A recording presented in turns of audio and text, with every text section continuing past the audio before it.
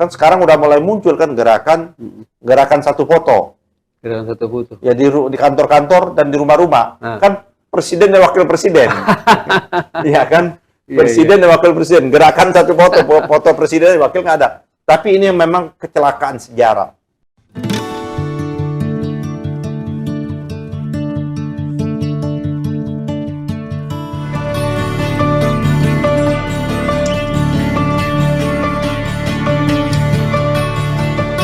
Bismillahirrahmanirrahim. Assalamualaikum warahmatullahi wabarakatuh. Pemirsa Masumi TV dan Ahmad Yani Channel, dimanapun berada, kita jumpa lagi sore hari ini untuk bincang-bincang. Ini tentunya masalah kita semua, masalah nasional, masalah politik dalam negeri yang luar biasa. Seperti kita ketahui, ada yang namanya akun Fufu Fafa yang menyebut-sebut nama Gibran Raka yang seperti kita ketahui menjadi wakil presiden terpilih yang akan dilantik. Nah, ini terkait dengan Fufu Fafa ini, apakah pertanyaannya, apakah kasus ini terus bergulir kemudian berlanjut misalnya ke tidak jadi misalnya Gibran dilantik menjadi wakil presiden. Apakah secara hukum tata negara hal itu bisa dibenarkan atau bagaimana? Untuk menganalisis ini tentunya yang paling relevan adalah dengan Pak Ketua Umum Partai Masumi, Bapak Dr. Ahmad Yani SHMH, ya, sebagai ahli hukum tata negara.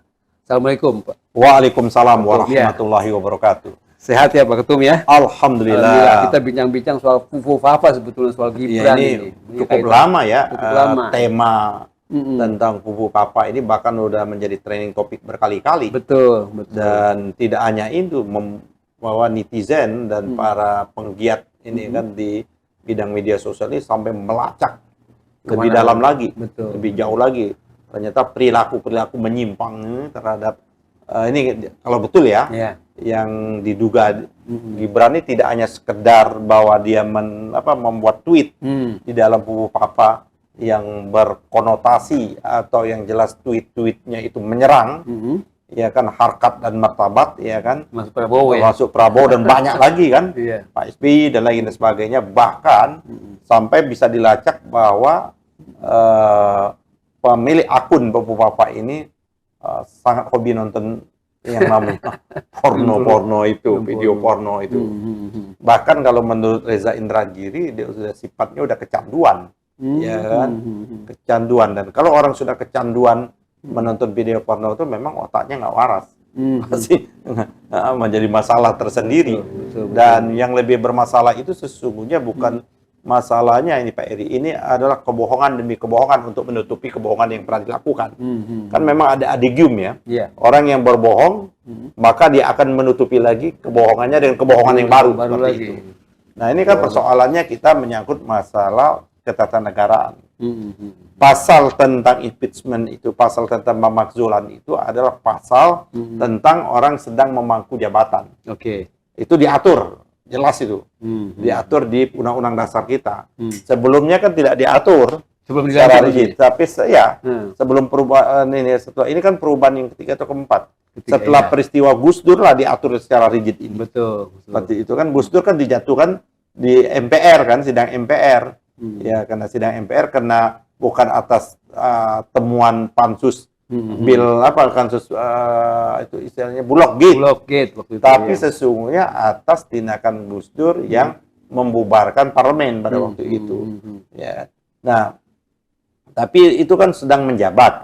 Kalau kita lihat di pasal 7A, coba kita lihat pasal 7A ya Pak Eri. Ini pasal ini kan yang tentang pemakzulan ini, pemberhentian ini, bahwa presiden dan wakil presiden dapat diberhentikan dalam masa jabatannya oleh Majelis Permusyawaratan Rakyat atas usul Dewan Perwakilan Rakyat. Ini hak menyatakan pendapat ya, usul ini. Kan angket, setelah angket itu bisa diikuti dengan hak menyatakan pendapat. Baik apabila terbukti telah melakukan perbuatan pelanggaran hukum. Jadi dia harus terbukti dulu perbuatan pelanggaran hukum. Berupa apa perbuatan melakukan pengkhianatan terhadap negara. Nah, ini serius nih. Iya. Kalau ternyata kebijakan-kebijakan selama ini menguntungkan presiden atau wakil presiden ya, menguntungkan pihak asing dan merugikan, itu kan termasuk pengkhianatan juga. Atau memberikan karpet merah ke ERC dan lain sebagainya seperti itu, atau ke negara lain. Terus korupsi, nah, jelaskan berarti tindak pidana penyuapan atau tindak pidana lainnya atau perbuatan tercela. Ini perbuatan tercela. Maupun apabila terbukti tidak lagi memenuhi syarat sebagai presiden dan wakil presiden. Nah, ini memang menjadi kalau dia sedang menjabat itu pasalnya. Persoalannya kan saudara Gibran ini kan belum disumpah. Masa orang belum disumpah mau di-impeach kan gitu seperti itu. Belum dilantik ya. Bagaimana caranya seperti itu? Nah, ini sesungguhnya kalau kita lihat dari apa yang terjadi sekarang ini, ya kan, tentang Pupu Papa ini, dia bisa masuk kategorinya adalah tidak lagi memenuhi syarat, atau masuk lagi terkategorinya perbuatan tercela. Sebelum dilantik atau sudah dilantik? Ya, belum, ini kan? enggak, bukan, ini kita belum bicara masalah dilantik atau tidak.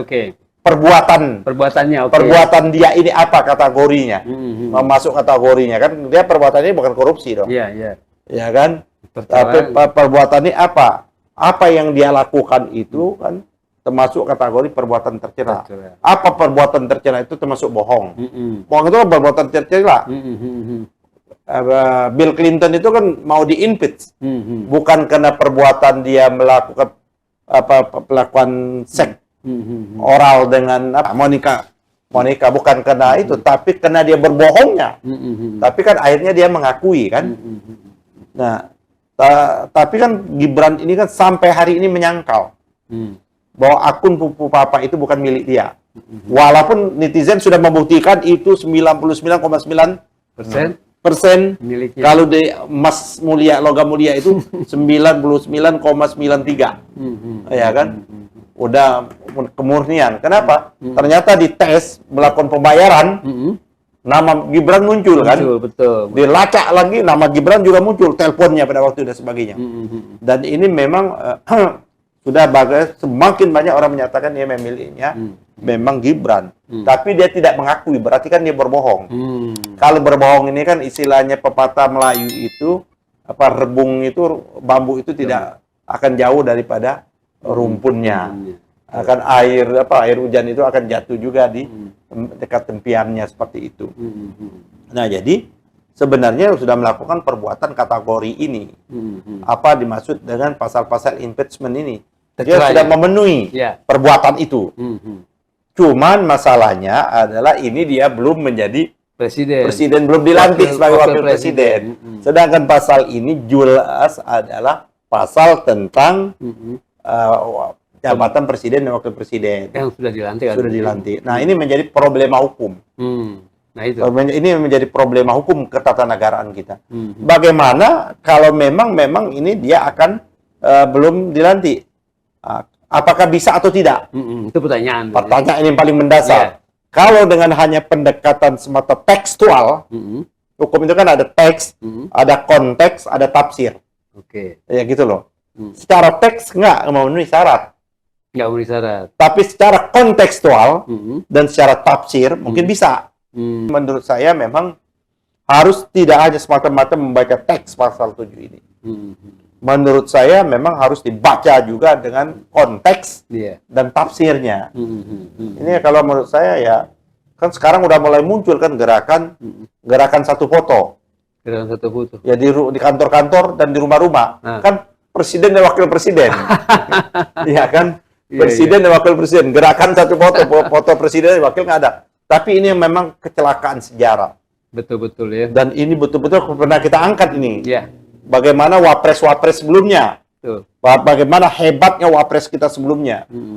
Wapresnya Bung Karno, Muhammad Hatta. Bagaimana mau diletakkan sejajar, ya kan? Dengan fotonya ada foto Muhammad Hatta, ada foto Gibran kan. Lucu aja gitu. Ya, terus kedua ada Hamengkubuwono, Sultan ini. Fotonya Gibran. Terus ada Malik, diplomat. Ulung, Gibran. Terus Umar Waidilkosora, ini administratur tentara luar biasa. Ya, juga. Terus setelah Umar Tri Sutrisno. Pak Pak Sudarmono dulu. Sudarmono sama. Tri Sutrisno, ya kan. Habis itu Habibie. Iya. Nggak level lah gitu ya. Habis Habibie, ya Ibu Mega lah. Iya. Pak Hamzahas. Ya. Terus zamannya SBY Yusuf Kala. Terus Budi Yuno. Sekarang kayak Ma'ruf Amin. Di sebelah sini Gibran. Ini problem. Memang ini belum ada. Tapi menurut saya ini layak betul untuk dilakukan perenungan. Apalagi gerakan sekarang. Ini kan tidak hanya melibatkan Gibran sebenarnya. Ini kan melibatkan bagaimana sekarang sudah muncul bahwa ini lahirnya Gibran ini atas kebijakan yang disebut nepotisme tadi. Ya kan? Padahal orde reformasi ini adalah orde yang menumbangkan katanya nepotisme itu sendiri. Betul, KKN ya. KKN ini. Jadi menurut saya memang udah berat ini. Dan memang secara moral dan etik harusnya. Tapi kan memang orang nggak bermoral etik, kita minta moral etik kan susah. Kita minta secara moral dan etik dia harusnya mundur. Nggak mungkin kalau berharapan Iya kan. mundur. Cuman bagaimana mungkin orang yang disuruh moral etik mundur pada dia sendiri ada persoalan di moral etiknya itu. Kan dia tidak punya nilai-nilai value seperti itu, Pak Eri. Jadi menurut saya ya ini akan menjadi noktah hitam perjalanan Republik ini seperti itu. Betul. Oke, kalau misalnya kaitannya dengan KPU gitu ya, artinya kan kita bicara sebelum pelantikan bisa istilahnya tidak dilantik begitu kan, kalau kaitannya dengan persyaratan KPU. Kalau dari ini kan makanya lihat dari persyaratannya KPU. Bisa jangan-jangan dicari ada kan? Dia tidak memenuhi syarat lagi. Tidak tercela. Iya dong. Tidak tercela itu kan kalau kasusnya Fufu Papa kan sebelum pelantikan, bahkan berkas. Berarti kan bisa masuk seharusnya ya dong. Betul. Setuju, bisa masuk di situ. Dari situ kan. Syarat-syarat kan ada juga syarat-syarat untuk tidak tercela kan? Tidak tercela ada. Di undang-undang pemilu kan? Undang-undang pemilu. Nah, jelas tindakannya ini adalah tindakan tercela. Iya. Gitu loh. Bagaimana tindakannya memprovokasi, tindakannya melakukan hate speech, tindakannya menghina, macam-macam lah. Bisa itu ya berarti. Bisa masuk kategori ini. Berarti dia sudah tidak memenuhi syarat lagi. Betulnya sebagai itu dong, sebagaimana harusnya KPU. Iya dong. Nah, KPU menyampaikan bahwa ternyata ini tidak memenuhi kepada Majelis Permusyawaratan Rakyat. Bisa seperti itu. Kalau alasannya istilahnya kan begini, sebelum mengajukan persyaratan itu ke KPU, kan ternyata betul selama ini belum terungkap. Tapi sekarang sudah terungkap. Nah kan itu kan itu. Kan KPU selama ini kan merasa belum tahu, belum mendapat informasi. Sekarang sudah terungkap, sudah terang benderang. Betul. Istilahnya bagaikan siang bolong di tengah hari, terang benderangnya kan seperti itu. Udah terungkap, harusnya KPU ya kan proaktif bahwa dia sudah tidak memenuhi kualifikasi atau memenuhi syarat lagi sebagaimana ditentukan oleh undang-undang tadi seperti itu. Dia melakukan perbuatan tercela. Betul. Ya kan seperti bagusnya kemana? KPU ke MK atau gimana? Atau ke DPR? Nggak ada lagi ke MK, ini kan sudah wilayah kewenangannya. Ada Majelis Permusyawaratan Rakyat. MPR. Iya, MPR, karena gitu loh. Enggak, soalnya kasus berkas-berkas. Karena ini bukan impeachment. Bukan impeachment ya. Bukan impeachment, kali impeachment melalui MK. Kayak ini pasal 7. Kenapa dia bukan impeachment atau pemakzulan? Karena dia belum dilantik. Tapi dia sudah tidak memenuhi lagi pasal persyaratan itu. Persyaratan calon presiden. Kenapa? Dia terkategori memenuhi unsur perbuatan tercela tadi. Kalau dari segi waktu, Fufu Papa itu sudah ketahuan waktu berkas pencalonan jadi wali kota Solo. Iya, benar. Itu nama Fufu Papa, nama Gibran. Nah, itu makanya sebenarnya kan sudah jelas seperti kan bisa dipanggil, ya kan? Betul. Tidak hanya itu yang melakukan pembayaran dan lain sebagainya. Apalagi, kan? Nah, jadi memang kita tidak perlu menggunakan pasal 7A ini. Kalau menurut saya kan ini pasal 7A ini adalah karena ini adalah jabatan yang sedang dijabat. Tapi adalah tidak memenuhi syarat tadi yang pasal di Undang-Undang Pemilu. Undang-Undang Pemilu. Oke. Terima kasih Pak Ketua Umum Partai Mas Ubi sudah membahas tadi, mengurai tentang apakah jadi dapat dia tidak dilantik. Tidak dilantik bisa gitu ya? Tidak dilantik karena sudah tidak memenuhi syarat lagi. Ya. Karena sudah melakukan perbuatan tercela tadi. Artinya persyaratan yang tidak tercelanya diminta oleh KPU itu berdasarkan undang-undang, waktu mendaftar Pasal berapa itu Pak Eri? itu pasal, lupa saya pasalnya, tapi ada jelas Iya, bahwa iya. calon presiden dan wakil presiden tidak tercela. Ya, Itu kalau kan. ini kan sudah.